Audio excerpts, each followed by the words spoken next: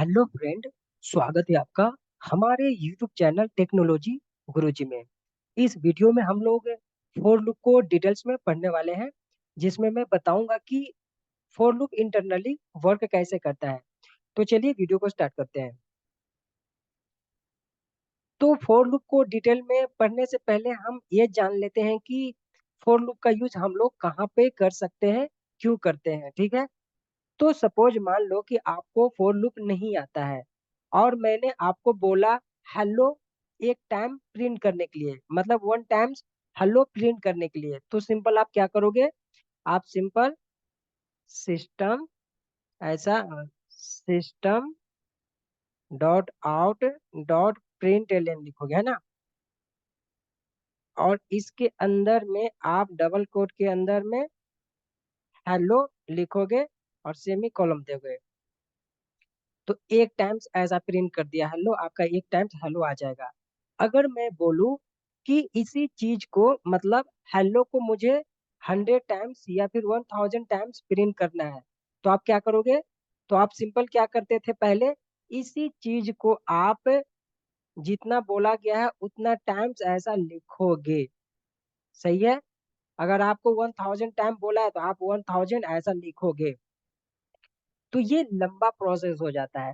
तो इस सिचुएशन में जावा क्या बोलता है कि अगर आपको सेम ही चीज मल्टीपल टाइम्स प्रिंट करना है तो जावा फॉर लूप का फैसिलिटी प्रोवाइड करता है।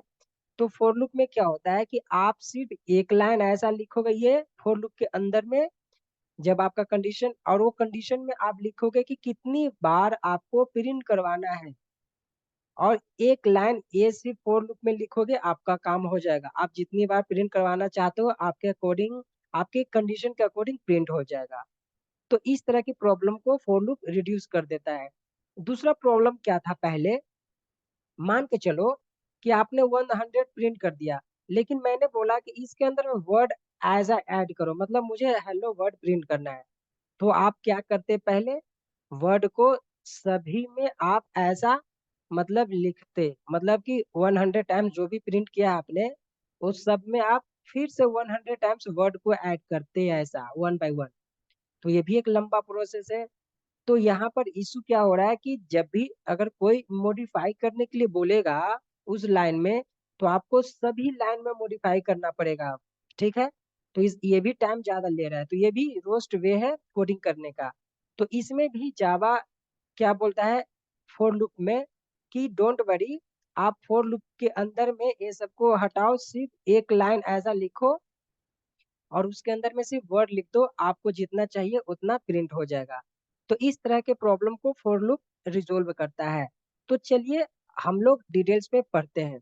तो इसका मैं सिंटेक्स आपको समझाता हूँ, ध्यान से समझना। देखो, सबसे पहले सबसे पहले फॉर लूप आप ऐसा फॉर लिखोगे, इसको राउंड ब्रैकेट ओपन, इसके अंदर में इनिशियलाइजेशन का पार्ट लिखोगे। इनिशियलाइजेशन का पार्ट का मतलब होता है कि फॉर लूप का ये स्टार्टिंग पॉइंट होता है। मतलब कि आपका लूप स्टार्ट कहाँ से होगा? इनिशियलाइजेशन पार्ट में। यहाँ पर हम वैल्यू को इनिशियलाइज करते हैं, करने का मतलब कि आपका फॉर लूप कहाँ से स्टार्ट होगा, मतलब कि किस पॉइंट से स्टार्ट होगा। जैसे 1 या फिर 0 या फिर 2, आप जिस पॉइंट से फॉर लूप को स्टार्ट करना चाहते हो वो हम लिखते हैं इनिशियलाइजेशन की जगह पे। उसके बाद कंडीशन में आता है, जब कंडीशन ट्रू होगा तो इस फॉर लूप के अंदर में आएगा और इस पार्ट को एग्जीक्यूट करेगा। अगर आपने यहाँ पर लॉजिक लिखा है तो लॉजिक को एग्जीक्यूट करेगा, या फिर स्टेटमेंट लिखो उस स्टेटमेंट को प्रिंट करेगा। अब जैसे ही इसका काम कंप्लीट हो जाएगा तो किसके पास जाएगा? इंक्रीमेंट डिक्रीमेंट के पास। अब यहाँ पर अगर मान लो कि आप इंक्रीमेंट कर रहे हो तो आपका वैल्यू 1 से इंक्रीमेंट हो जाएगा। उसके बाद फिर कंडीशन में आएगा और कंडीशन फिर चेक करेगा, अगर कंडीशन ट्रू है तो फिर इस लूप के अंदर में आएगा और इसको एग्जीक्यूट करेगा। फिर आ जाएगा इनिशियलाइजेशन पे, जब आपका काम ये कंप्लीट हो जाएगा तो अब इनिशियलाइजेशन पे जैसे ही आया फिर कंडीशन पर आएगा और फिर कंडीशन चेक करेगा। तो ये ऐसा कब तक चलेगा, ये फॉर लूप कब तक चलेगा? जब तक कि ये कंडीशन आपका फॉल्स नहीं हो जाता है। तो ये कंडीशन जब आपका फॉल्स हो जाएगा तो आपका फॉर लूप बाहर आ जाएगा, यहाँ पे आ जाएगा। तो इस फॉर लूप के अंदर में कब तक चलेगा, जब तक आपका कंडीशन ट्रू रहेगा। ठीक है, तो आपने यहाँ पर क्या देखा कि ये इनिशियलाइजेशन पार्ट पूरे फॉर लूप के लाइफ साइकिल में एक ही बार रन हो रहा है, एक ही बार एग्जीक्यूट हो रहा है। तो हमेशा याद रखना है, इनिशियलाइजेशन पार्ट एक बार ही एग्जीक्यूट होता है, वो भी फर्स्ट टाइम में। पूरे फॉर लूप के लाइफ साइकिल में फर्स्ट टाइम में इनिशियलाइजेशन पार्ट एक ही बार एग्जीक्यूट होता है। उसके बाद कंडीशन में आता है, कंडीशन से ये कंटिन्यू कब तक चलेगा, जब तक कि आपका कंडीशन फॉल्स नहीं हो जाता है। तो जैसे ही फॉल्स हो जाएगा कंडीशन, ये बाहर आ जाएगा। ठीक है, अब इसको मैं प्रैक्टिकली समझाता हूँ। इसके लिए मैं अपना इक्लिप्स टूल्स ओपन कर लेता हूँ। अब यहाँ पर मान लो कि मैंने फोर लिखा ऐसा। अब इसके अंदर में मैंने इंट आई इक्वल टू 0 लिखा। ये मेरा क्या है, इनिशियलाइजेशन पार्ट है। इसको मैं सेमी कॉलम दे दिया। और फिर आई लेस देन 3 सेमी कॉलम, आई प्लस प्लस। अब इसको मैं बाहर आ जाता है लूप से, ओपन करली ब्रेसेस क्लोज। अब यहाँ पर मैं सिंपल प्रिंट करना चाहता हूँ हेलो। हेलो को मैंने प्रिंट किया। ठीक है, अब इसको समझो, यहाँ से यहाँ तक का पार्ट क्या है, इनिशियलाइजेशन पार्ट। मैंने बताया आपको इनिशियलाइजेशन पार्ट में हम क्या करते हैं, किस पॉइंट से आपको फॉर लूप को स्टार्ट करना है वो लिखते हैं। तो जैसे यहाँ पर मैंने 0 से स्टार्ट करना चाहता हूँ, इसलिए मैंने आई इक्वल टू 0 लिखा। मतलब कि यहाँ पर हम वैल्यू को इनिशियलाइज करते हैं। ठीक है, अब यहाँ से आपका फॉर लूप स्टार्ट हो गया। अब उसके बाद कहाँ जाएगा, उसके बाद जाएगा इस कंडीशन में जाएगा। अब जैसे ही ये कंडीशन ट्रू होगा तो नीचे आएगा। अब आप बताओ, आई का वैल्यू 0 है, तो 0 लेस देन 3, ये कंडीशन ट्रू हो रहा है। अब जैसे ही ट्रू होगा तो इस फॉर लूप के अंदर में आएगा, और इस फॉर लूप के अंदर में हमने क्या लिखा है, हेलो। तो सिंपल एक बार हेलो आपका प्रिंट हो जाएगा। अब इसका काम कंप्लीट होगा, उसके बाद कहाँ जाएगा, इंक्रीमेंट के पास। अब आई का वैल्यू 1 से इंक्रीमेंट हो गया, पहले कितना था 0, अब आई का वैल्यू कितना हो गया 1।